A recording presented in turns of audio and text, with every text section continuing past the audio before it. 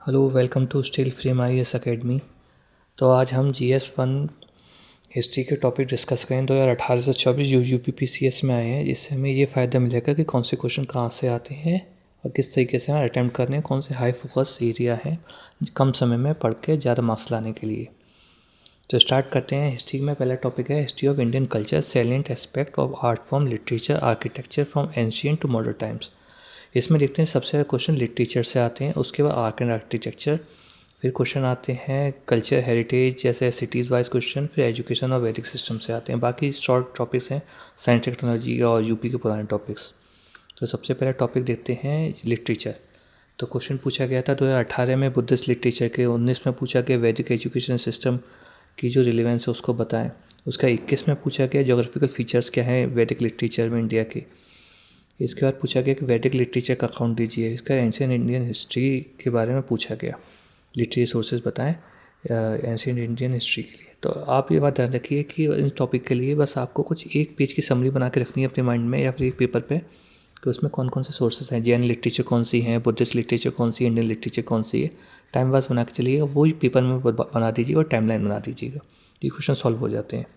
इसके बाद देखते हैं आर्ट एंड आर्किटेक्चर के क्वेश्चन कैसे आते हैं और कैसे सॉल्व करने हैं। हरप्पन कल्चर से क्वेश्चन आते हैं, मॉडर्न आर्ट से आते हैं, काफ़ी सिंपल क्वेश्चन आते हैं, यूपीएससी के बेसिक लेवल के क्वेश्चन आते हैं। तो इसमें हम देखते हैं कि जो आर्किटेक्चर से क्वेश्चन है, आपको ड्राइंग बनानी है कि क्या आर्किटेक्चर फीचर्स है, उसमें सब रिप्रेजेंट करना है और क्या क्या मेन सेलिंग फीचर्स थे वो आपको याद रखना है।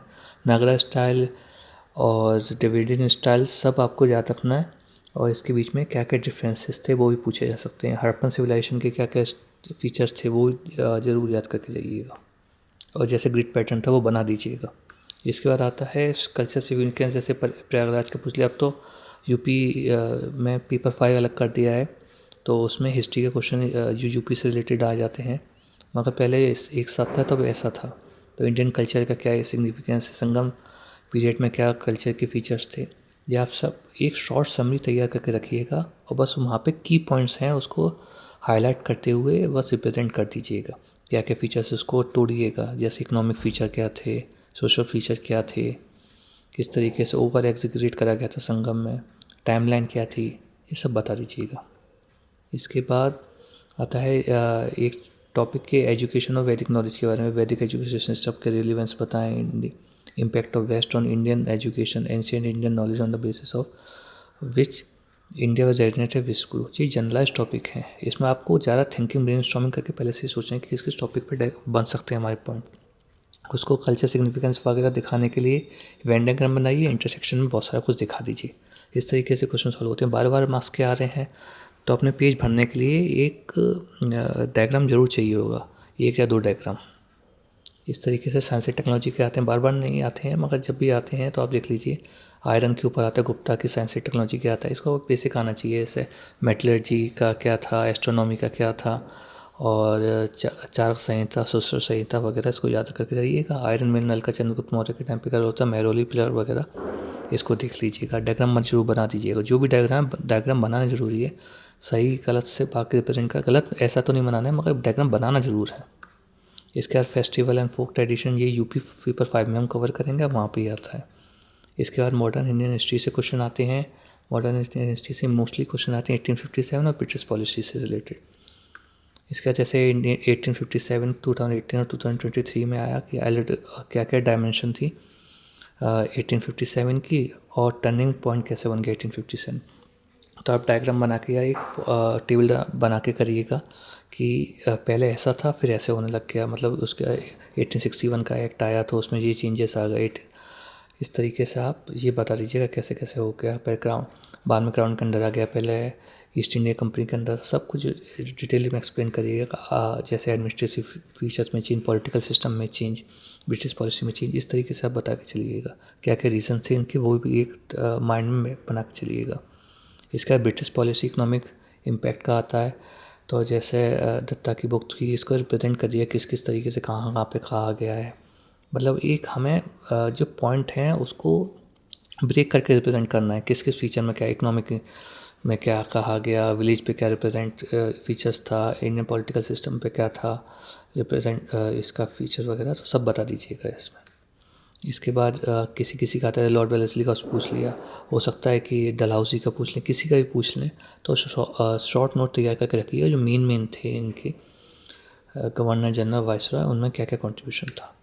इसके बाद रेनेसां मूवमेंट कहा जाता है, इसमें राम मोहन रॉय और विवेकानंद का क्या रोल था, हेनरी विवियन डेरोजियो का क्या रोल था, वगैरह वगैरह आते रहते हैं। प्रीवियस ईयर यूपीएससी के क्वेश्चन और देख लीजिएगा तो आपको आइडिया पड़ जाएगा किस टाइप से क्वेश्चन पूछे जाते हैं, उसका बेसिक लेवल इसमें आता है यूपीपीएससी।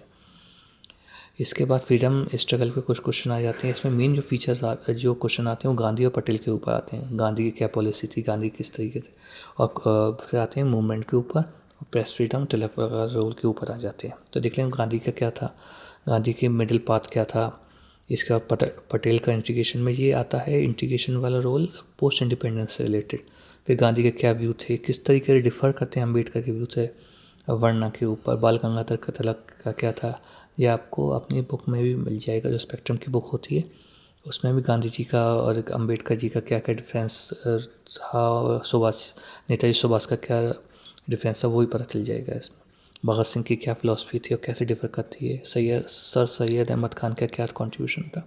छोटे छोटे पॉइंट प्री वाले भी याद होना तो वो भी एग्ज़ाम में लिखा जा सकता है। कोई डायग्राम बना दीजिएगा, एक बॉक्स में बना दीजिएगा क्या क्या रोल था, क्या क्या सिग्निफिकेंट रोल थे, एएमयू में रोल था, सोशल अपलिफ्टमेंट में रोल था। ऐसे बॉक्स बना के कर दीजिएगा। फिर उसके मल्टी डायमेंशन निकालिएगा, उससे क्या इम्पैक्ट रहा, एक प्रेजेंट इम्पैक्ट और फ्यूचर इम्पैक्ट क्या हुआ, जैसे फ्लो होता हुआ डायग्राम फ्लो चार्ट से बना दीजिएगा। इससे पेपर भी थोड़ा भरा हुआ लगेगा।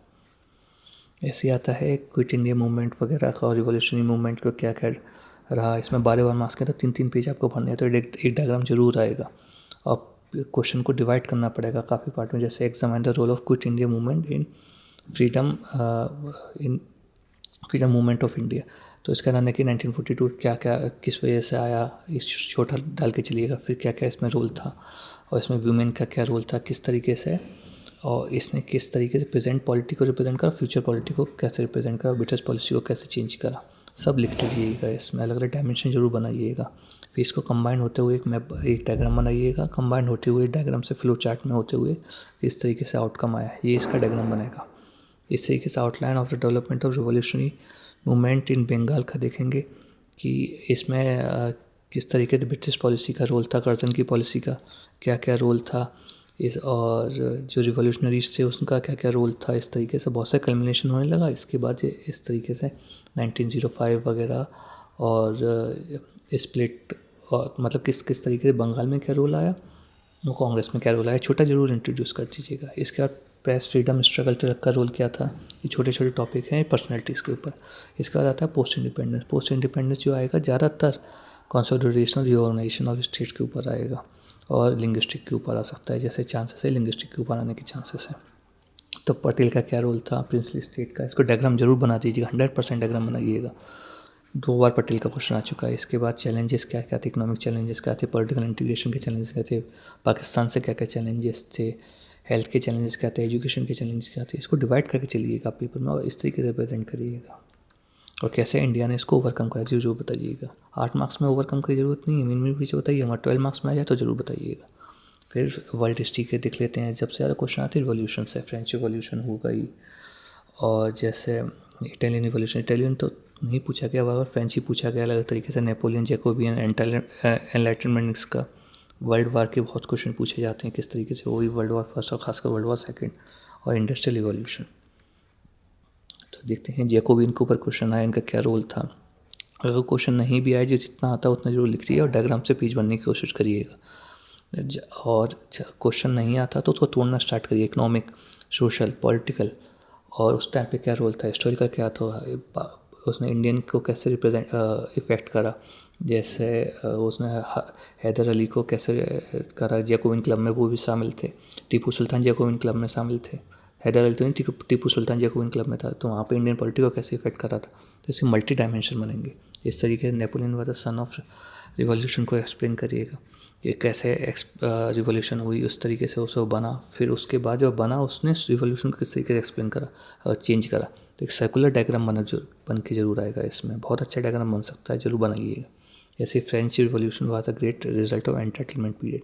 तो एंटरटेनमेंट एनलाइटनमेंट किस किस ने करा, तो सबका डाल दीजिएगा इसमें नाम, कौन कौन से, और एक तो फ्रेंच थे, और यूएस का क्या रोल था वो भी डाल दीजिएगा इसमें, यूएस के जो एनलाइटेंड पर्सन थे उनका, जैसे पेन का डाल दीजिएगा, और फ्रेंच रिवॉल्यूशन रूसो का डाल दीजिएगा, जैसे बहुत सारे थॉमस हॉब्स का डाल दीजिएगा, वो जितने भी आपके दिमाग में नाम आए सब का डाल दीजिएगा। फिर वर्ल्ड वॉर का आता है, वर्ल्ड वॉर कि हिटलर का क्या रोल था वर्ल्ड वॉर सेकंड में, पीस के क्या एफर्ट डालेगा वर्ल्ड वॉर सेकंड के, और बल्कन क्राइसिस क्या है। इसमें डायग्राम मैप वाला बनेगा, और डायग्राम, और उसके बाद क्या क्या किस किस तरीके से क्वेश्चन को ब्रेक करना है और क्या क्या पॉइंट डालने हैं, उसमें देख लीजिएगा पॉलिटिकल क्या क्या रोल आया और किस किस तरीके से इफेक्ट आया और किस किस ने क्या क्या करा। जैसे आप इसका यूएन का रोल डाल सकते हैं सेकंड ग्रुप से, जैसे बहुत सारे आएंगे। इंडिया का ज़रूर इसमें रिप्रेजेंट करिएगा इसके कंक्लूजन में। इसका इंडस्ट्रियल रिवॉल्यूशन के ऊपर क्वेश्चन आता है, बहुत ही सिंपल क्वेश्चन है। फिर आया रीडर और बाउंड्री, इसमें बिस्मार्क का यूनिफिकेशन जर्मनी, इटली के भी काफ़ी चांसेस पर पूछने के। ये आया था मुसोलिनी के ऊपर क्वेश्चन, फासिज्म के ऊपर, मेन फासिज्म का क्वेश्चन है, मुसोलिनी पूछ लिया गया है। ठीक है, अब देखते हैं हाई स्कोरिंग टॉपिक इस तरीके से इंडियन हिस्ट्री के हुए, वर्ल्ड हिस्ट्री के हुए, फ्रीडम स्ट्रगल के हुए। अब ध्यान रखिए 1857 पटेल, फ्रेंच रिवॉल्यूशन, वैदिक लिटरेचर वगैरह बहुत इंपॉर्टेंट है।